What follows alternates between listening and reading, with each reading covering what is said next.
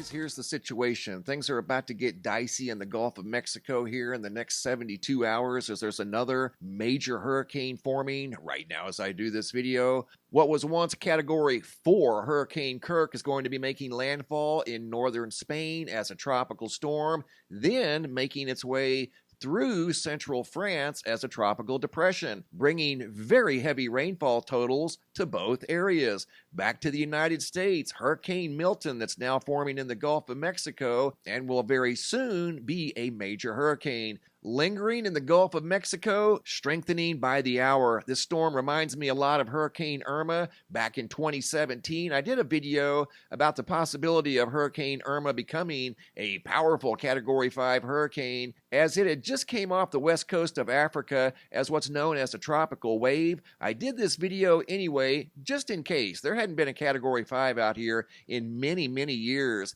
In fact, I took a lot of heat for putting up this video back in 2017 that got 1.5 million views. I haven't had a video like that in many, many years. But I saw the potential of the storm becoming a Cat 5 and interacting with the islands down here in the Caribbean. And come to find out, a gentleman moved his mother off of the island of Anguilla just before the storm became a Category 5, and it did impact Anguilla directly. And he said by moving his mother off of the island, it saved her life. And that was right here in this area when it first became a Category 5. And I was very humbled to hear that my video made a difference. And he said he wouldn't have moved his mother off of that island if he hadn't have seen my video. And like that video, I hope this video makes a difference. If any of you are watching or along the west coast of Florida, there's still time to evacuate to the north, as conditions along the west coast of Florida are slowly going to deteriorate over the next 48 hours as this storm gets stronger and stronger.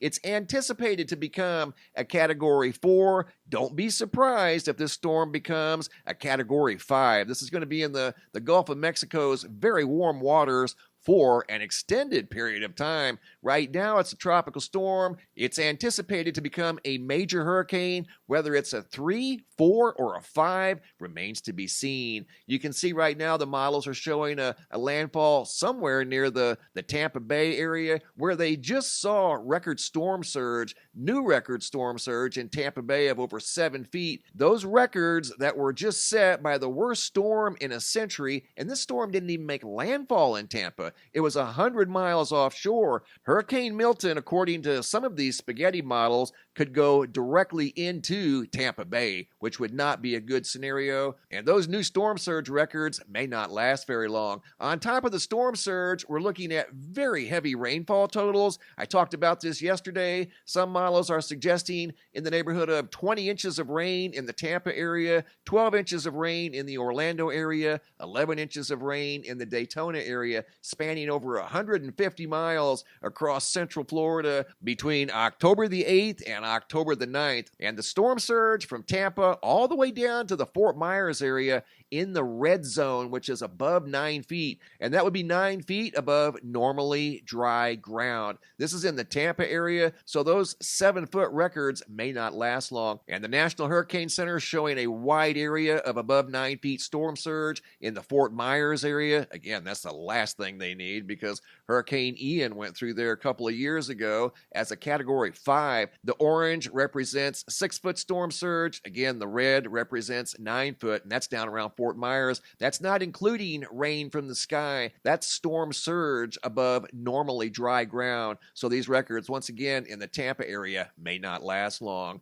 And on top of the storm surge, we have to factor in the inland rivers. There's rivers here in the Tampa-St. Pete area that are already teetering in the major flood stage. The river, the Little Manatee River here near St. Petersburg, I believe is very close to major flood stage. Yeah, it's at 15.4 feet. Major flood stage is at 17 feet. With the abundance of rainfall coming, this river could easily reach major flood stage. Here's another river. This is the Alfalfa River, pushing moderate flood stage at 15.7. Wouldn't take much to get that one up to major flood stage, which is 19 feet. So all things considered, we could be dealing with inland storm surge and then inland river flooding all the way from Tampa to Daytona Beach. And this is anticipated to become a major Category 4 storm by tomorrow night at 11 p.m., remaining a Category 4 storm for well over 24 hours.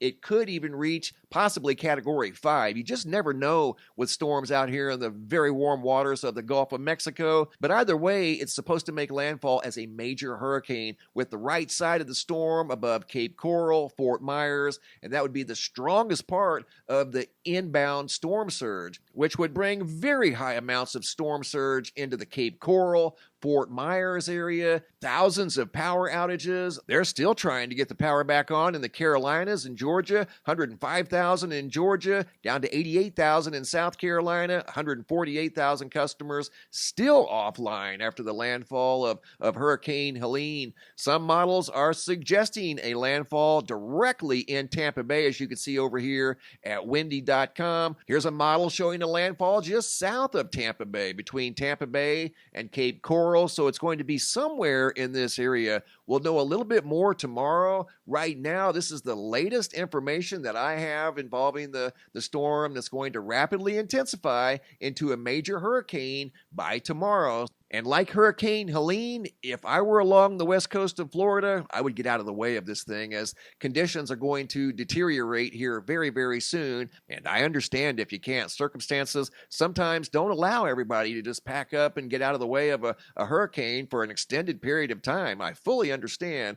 But if you can, grab your pets and maybe go to the north up into the Florida Panhandle area. Keep an eye out for updates as the track of this thing can and will change. It's still about 2.5, 3 days out, so the track could change just a little bit, maybe to the north or a little bit to the south. But I would very strongly consider getting out of the way of this thing, as conditions are going to start to deteriorate very, very soon, and the storm surge and very heavy flooding is not anything that you necessarily want to be a part of. And you can see right here, this is showing a landfall just north of Tampa, with the right side of the storm, the strongest side of the storm, sweeping right into Tampa Bay. So this one right now, for the time being, is showing a slightly northerly track. The other models are showing a track in between Tampa Bay and Cape Coral. So stay tuned for updates. I'll keep you guys informed. That's forecasted to become a very powerful major hurricane in the Gulf of Mexico, making landfall along the west coast of Florida here in the next 72 hours.